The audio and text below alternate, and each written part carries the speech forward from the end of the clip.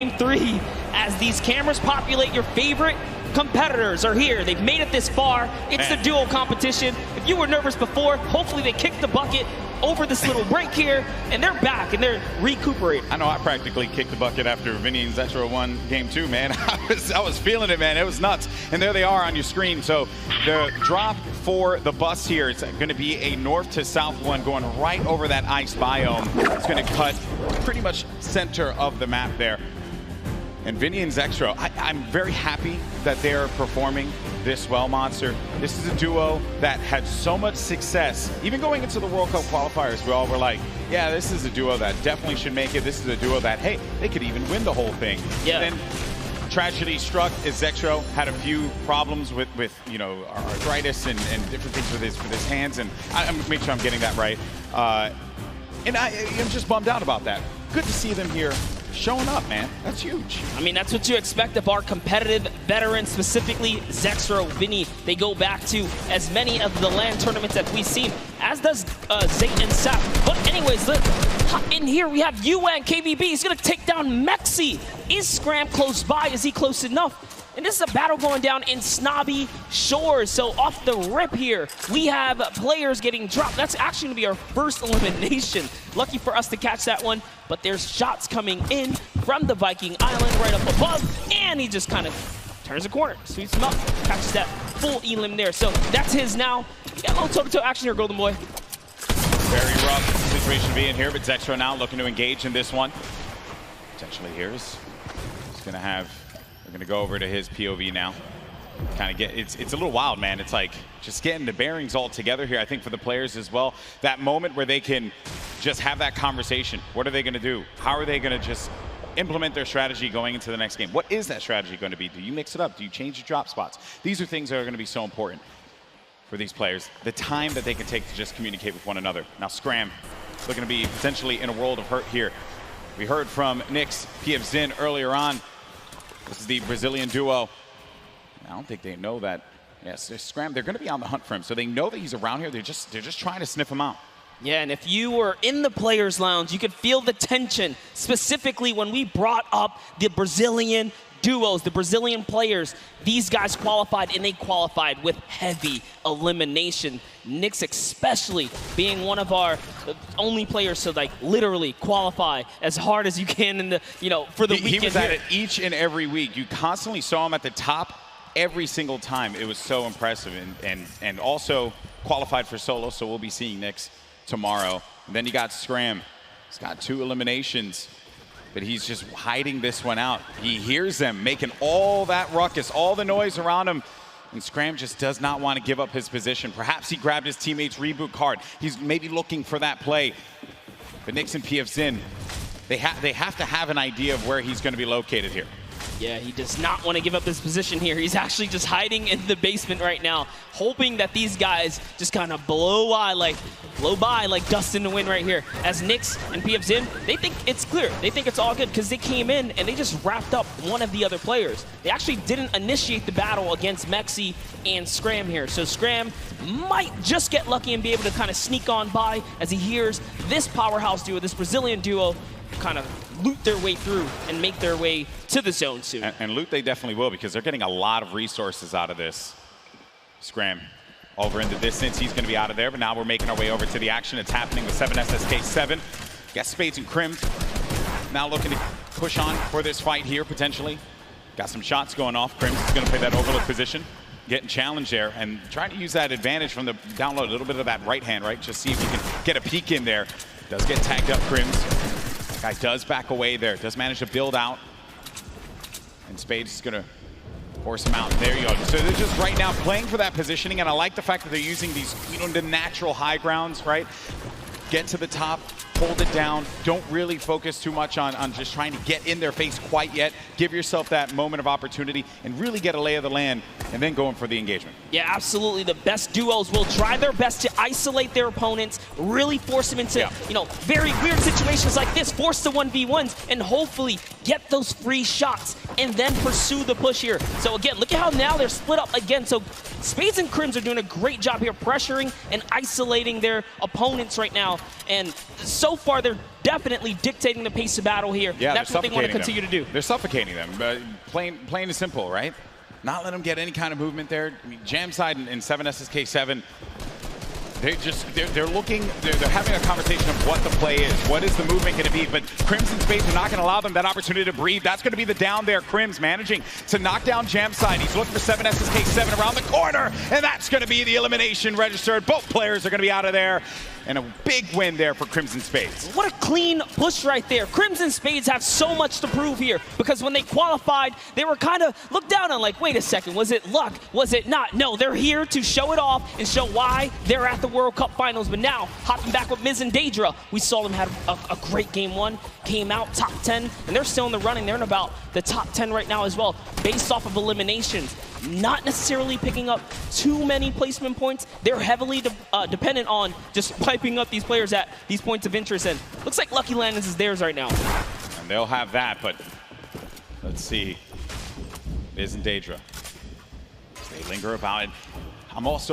I love the fact that you go to this hot spot here, so there is going to be a bunch of free items that you're going to be able to pick up on. Also, you're going to have that circle advantage. It's right there. So you don't got to worry too much. You can continue to focus on looting. The high ground has been lost, though. Miz needs to be careful. Where's Daedra at? He's going to be right next to him, trying to get these angles. So what they have to do, they have to stick together.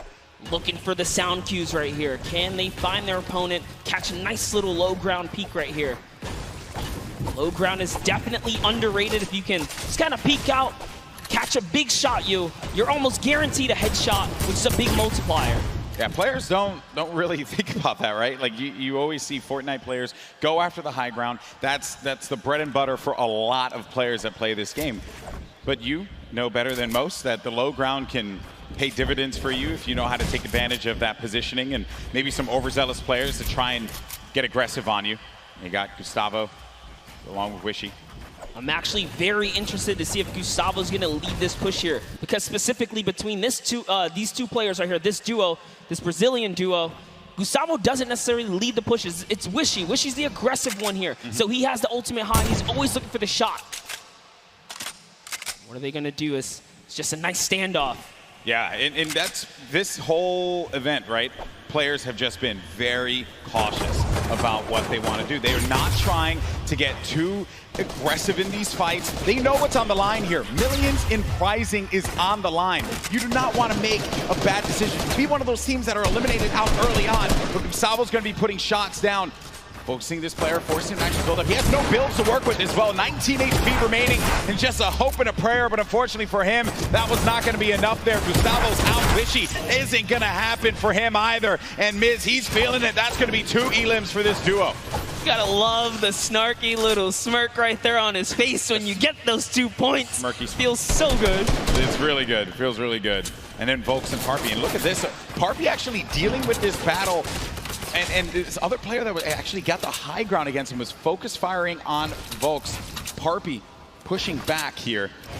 I wonder, you get split up like this, but Volks and Parpy, they love playing a very aggressive style. They'll get in your face. They'll box you out if they need to. Yeah, without a doubt, this duo was unmatched when it came down to eliminations in the qualifying rounds. They had the most, actually, and even pulled off a consecutive 5 victories in 8 games to qualify for one of the weekends. Volks and Parpy, another kind of reference to game 1. They had a great game 1. We saw them picking up duos, but we haven't seen them necessarily make it through the end game. All they have to do is kind of slow it down here, and that's what they're trying to do, but being split up is terrible. Also, in the distance, I just want to make note, Wolfie's a very aggro controller player. He's another one.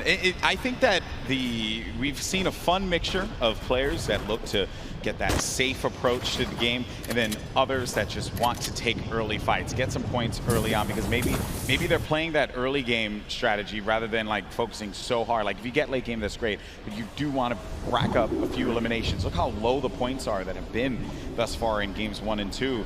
Get yourself a few elims and then maybe manage to make it to that top 15, which is very hard given how many players have stayed alive in this game. games 1 and 2, we were at what, circle 5? Or, yeah, circle 5, I think. We were sitting at like 45, 46 players. They're just waiting for movement. Yeah, and that's where that storm surge kicks in, right? Does damage to players. That's feel it back. But Crew and Chapels, one of my picks to watch, have sort of been struggling in the format so far. I guess when the real pressure's on, you know, the environment shifts, right? Everything changes. That's right. That's right. Everything changes here, and Crew does manage to get that shot off, or attempted to, with that tactical shotgun. It was not going to get the connection necessary there, but it did put the fear in the player to have to back away. Both players, well, respecting the space from one another. The stinkers come out. Crew and Chapix having to get out of there, and they're going to use those, I believe, the shockwave nade to just fly on out of there. Didn't see the purple over their bodies there, but they were able to fly on out of that fight. Could have gotten real risky for them. I was going to say, that was a respectful disengage. You only got 6 games here, 2 of which have happened. Yeah, they need big performances. They have to push towards placement and end game. So good on them to kind of back up, man. When you have stinkers, there's no defense against it. You get chunked down right through your builds.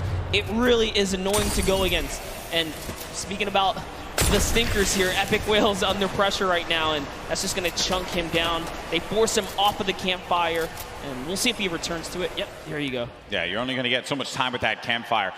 Epic Whale, along with 40R Storm.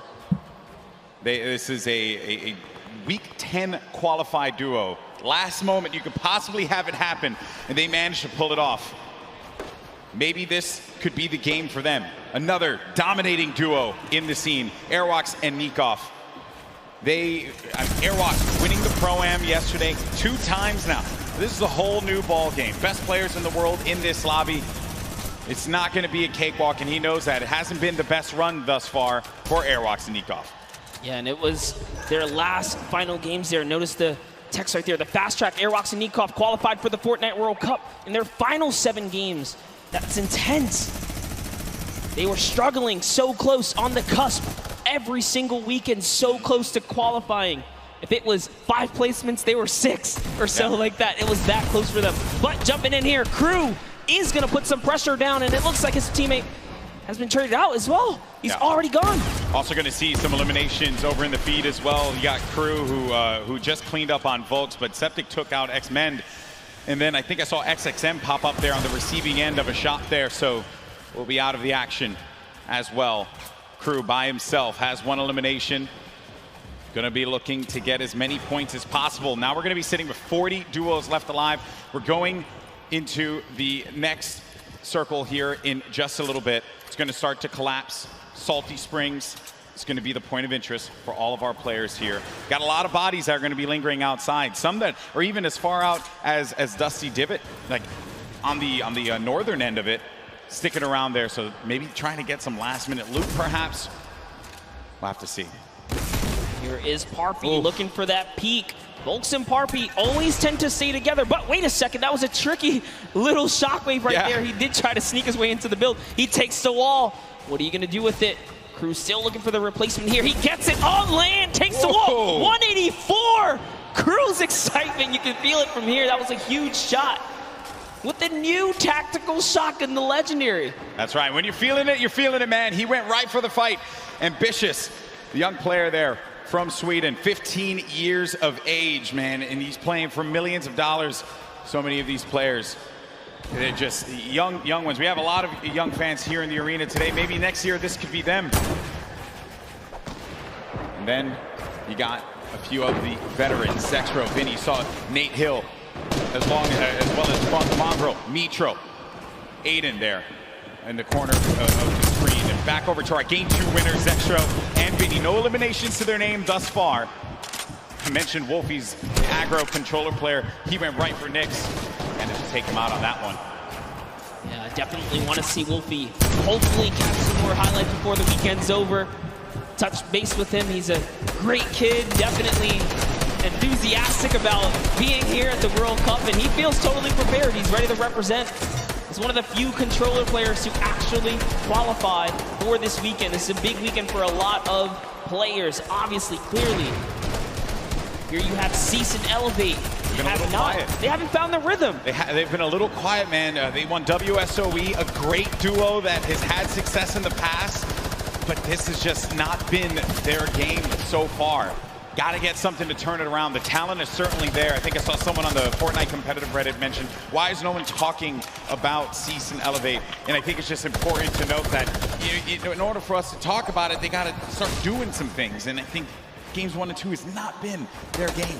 Yeah, and I mean, we were there in the warm-up rounds. A lot of players were not necessarily revealing strategy, but whoa, that's a huge shot on Ziff right there as Mitro sends one flying down the field right there. Sent him packing.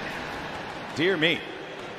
All right, so back into the action at hand. We're going to have 36 duos left in this. Notable names, obviously, Mega and Dubs. Benji Fishy, Mr. Savage. A lot of people in the crowd pop for Benji Fishy when he walked out, as well as Mr. Savage. For due reason, this is a stupendous duo. The double snipe combination from Benji Fishy and Mr. Savage. Big shot right there. These double snipes, you gotta be careful. There's no standing still in a box here because you might eat one right there. They line up another. Right. Not quite successful that time around, but hey, all damage matters. Storm Surge, you want to be dealing damage. You cannot stay idle. There are no free passes at the World Cup. Look what happened in game 1, man. The Storm Surge claimed a lot of victims. You have to be engaging in fights. You cannot stay still. There's Fwexy and Letwick on the move. Nyrox right behind him. Cooler organization. Benji Fishy's going to be down. Just saw that one off on the side. Mr. Savage now having to deal with a player that had engaged on him. He's going to get built above. He just needs to wait this one out here, but Benji does get cleaned up. Yeah, that was going to be Fwexy. And that was such a sneaky ambush right there. He used the shadow bomb, pushed up. Notice Benji was kind of over-peeking, harassing players with that sniper. You cannot hold down scope right there. He ate a shotgun to the face, and that's why Benji goes down. And I love what Savage did here. He just went for high ground. He had to immediately get out of there and leave his duo behind. So what can Mr. Savage do? One of the best mechanical players here today. What can he do by himself? It's not going to be easy. Not with a lobby like this. At this point in time, he's really just looking to play the keep away game. Maybe he can pick off a player with that heavy sniper, get an elimination for himself. They only have 1 point right now, and they're nowhere near getting the placement points currently. But he's still looking to harass some players.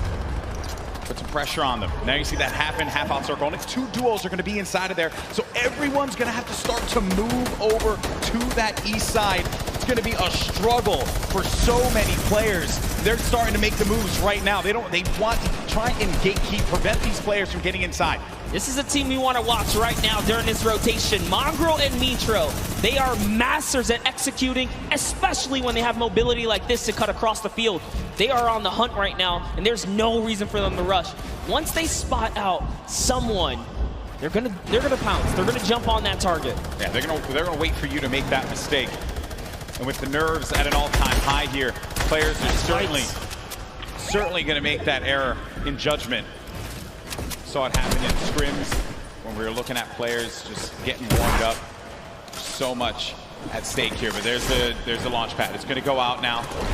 Need to be wary of just getting beamed in the sky. So many times you think that you're just going to be sailing away with no problem, not a care in the world, and then you just end up losing all of your shields, all of your HP, and then that's it. You're done. I've seen it countless number of times. People tweet out, you know, you fly across, you get taken out the sky, but it's all about timing. Neither Mitro nor Mongrel was shot once on that rotation, and it was masterfully done right there. And whoa, it looks like they're tracking so beautifully. Catches someone trying to just kind of rotate on by in the shadow bomb, but that was not enough.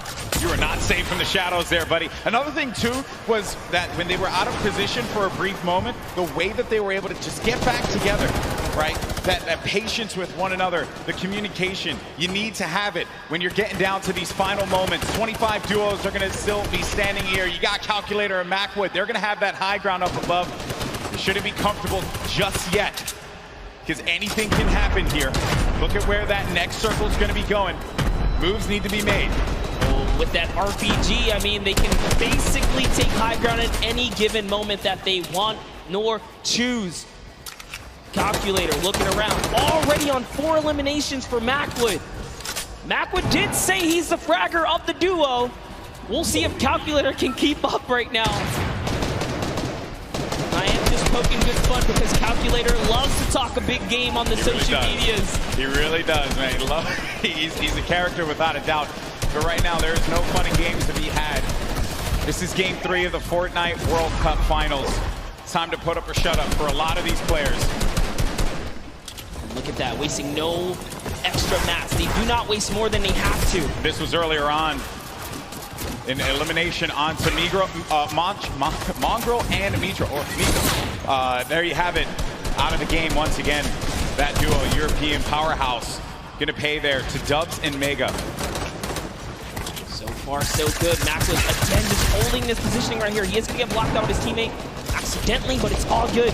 This is still his ground to control right now. They have clear control of the skies here. And they have a ton of builds to work with as well, Monster. 4 eliminations for Mackwood.